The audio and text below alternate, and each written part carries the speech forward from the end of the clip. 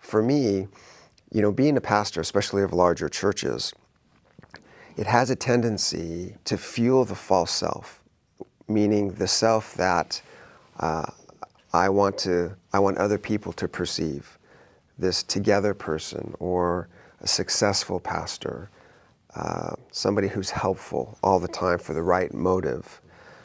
And it's easy to get blinded by the spotlight, no matter how intentional you want to be for that not to happen. And the false self is largely fueled by a lot of these unresolved spiritual and emotional conflicts. A spiritual conflict I would define as a distortion of who God is. An emotional conflict I would define as the result of distortions I have about myself. So we have to address those things. And even though I had for years been addressing those things in various ways, both through my own training as well as through therapy, I was doing my work as a pastor often outside of how God had actually wired me. And that drained me to a point over time where I just completely burned out. And that happened 4 years ago.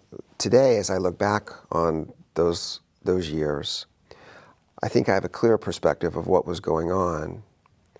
And one of those things is the way God has created and wired me doesn't thrive in an environment of high conflict, of high pressure in regard to budgets and managing large staffs, and just dealing with the crisis du jour that is true for every local church.